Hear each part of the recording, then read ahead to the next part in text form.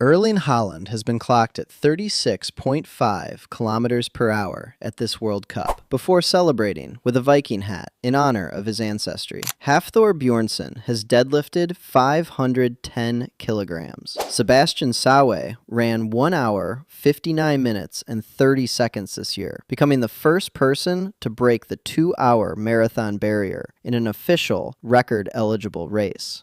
3 specialists, 3 record books, 3 performances that look completely unbeatable. But let's swap out their opponents. Haaland beside his Viking ancestor from that same coastline. Bjornsson under a bar beside a Neanderthal. Sawe on a muddy trail beside a hunter from the Ice Age. Spoiler alert, the modern athlete does not win every contest. In several, an ancient body performing the task it was built for comes out on top. But assuming ancient people automatically win is nostalgia bias too. You'll be surprised how quickly the result changes once we alter the terrain, equipment, or length of the challenge. And the biggest surprise will not be a warrior, hunter, or ancient Viking. It will be a woman grinding grain. By then, strong will mean far more than a leaderboard.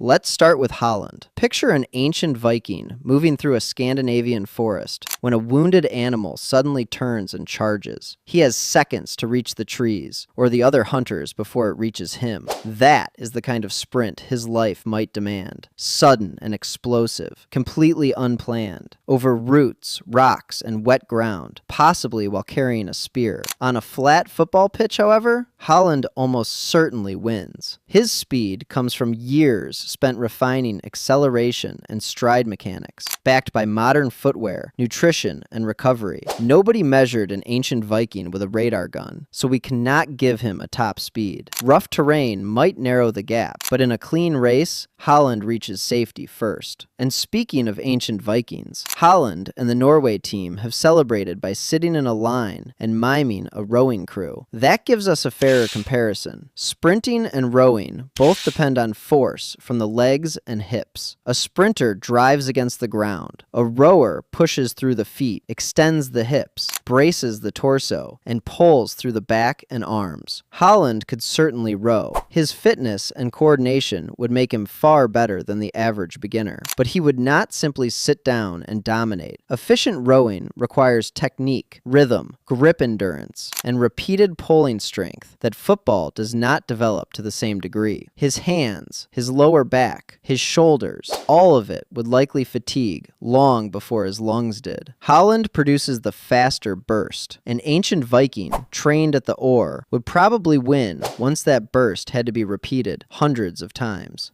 Now let's put Bjornsson under a bar next to a Neanderthal. An elite tribal warrior Neanderthal. You may expect the ancient side to easily win. It does not. Bjornsson is actually larger than the reconstructed Neanderthal average, trained for one standardized lift, and backed by nutrition and recovery science that did not exist before the 20th century.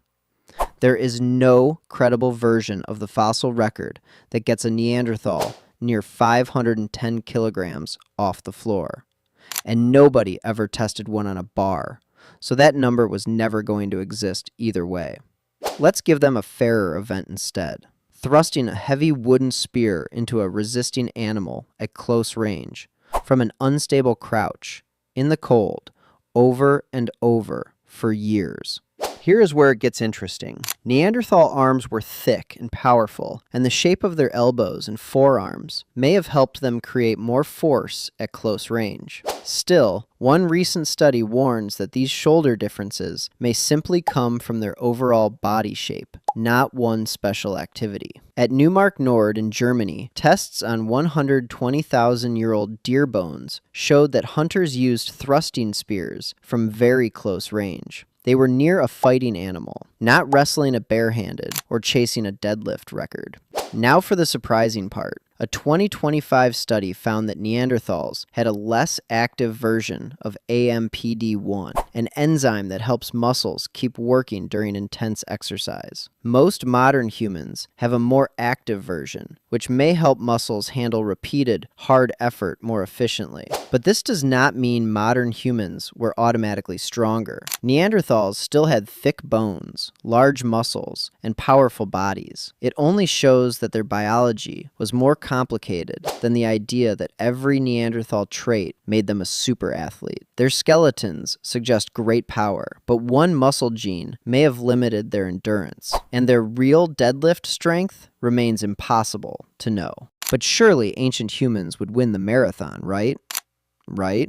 Sabastian Sawe's time works out to roughly 2 minutes, 50 seconds per kilometer, sustained for the full 42.195.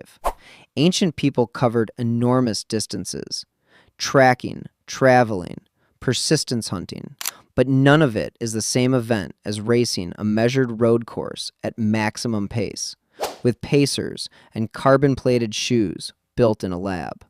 The Ice Age hunter does not break this record, not remotely. Again, let's make this fairer. Swap the paint and asphalt for mud, broken ground, an animal that does not want to be found, and no marked route. At White Sands in New Mexico, researchers found human footprints pressed inside the tracks of a giant ground sloth, whose own tracks show abrupt, defensive turning, the kind of movement that suggests something was pursuing it. Whether the humans killed it is impossible to say. What the footprints do capture is someone deliberately closing the distance on an enormous, dangerous animal, on foot, with nothing but nerve and timing. Saw wins the perfect road marathon by an enormous margin. But reading terrain, tracking a moving target, and staying useful across an unpredictable hunt is a different sport, the one the hunter actually trained for. And yet the strongest ancient arms may not have belonged to hunters at all. In 2017, Cambridge researchers scanned the arm and leg bones of elite women rowers and compared them with farming women who lived in Central Europe 7,000 years ago. The Stone Age women had arm bones that were 11 to 16% stronger for their size, even though the rowers trained twice a day and covered more than 100 kilometers each week. Bronze Age women also had stronger arms. This does not tell us their exact muscle strength or prove they would beat modern rowers. Bone strength shows years of hard work, not the result of one contest. So let's give them the event their bodies were actually built for. Grind grain by hand, process crops, carry water, knead and pound and lift for hours, then wake up and do it again. A rower trains brutally hard, but recovers on a plan with an off-season. The farming woman's labor was her whole life, no training block about it. The rower wins in the boat easily. The Neolithic woman almost certainly wins the repetitive, unglamorous work that built the skeleton underneath her arms. The strongest ancient upper body in this video may not belong to someone holding a spear. It may belong to someone turning grain into dinner, one handful at a time. Why did ancient skeletons look so different? Bone is living tissue. It changes when people use their bodies often and with force, especially while they are still growing. The soft, spongy bone inside joints stayed thick for much of human history, but it became thinner in more recent populations. Studies link this change to people doing less hard physical work. Ancient people often had stronger, denser bones because daily life required constant walking, lifting, and labor. But this is only a general pattern. It does not mean every ancient person was stronger than every modern athlete. This is where nostalgia bias distorts the picture. We imagine the past as harder, purer, and somehow better, then mistake suffering for superiority. Ancient people carried more and walked farther, tolerating conditions most of us would struggle with. But that life also brought joint damage, badly healed fractures, infection, hunger, and childhood stress, with no surgery, no rehabilitation, no guaranteed recovery once the body began to fail. Ötzi, the Iceman who died in the Alps around 5,300 years ago, was active and adapted to mountain travel. Researchers still found calcified plaque in his arteries. Fitness did not make him invulnerable, and hardship did not automatically produce better health. Modern humans generally live longer, recover better, and have access to nutrition, medicine, and training knowledge ancient people never had. Our abilities did not decline. Modern life simply stopped requiring the same physical capacity from everyone, while allowing elite athletes to specialize with extraordinary precision. So here is the scoreboard. The 100-meter sprint, Haaland.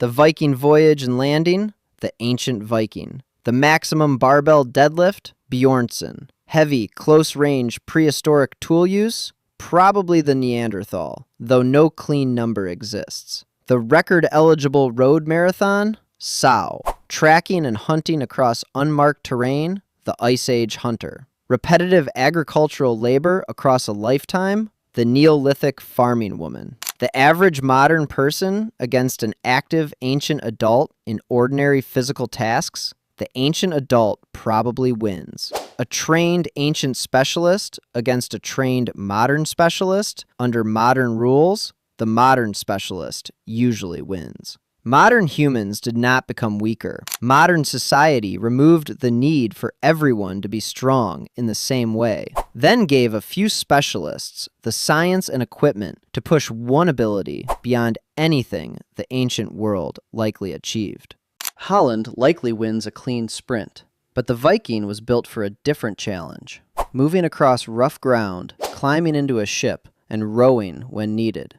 Haaland had explosive speed.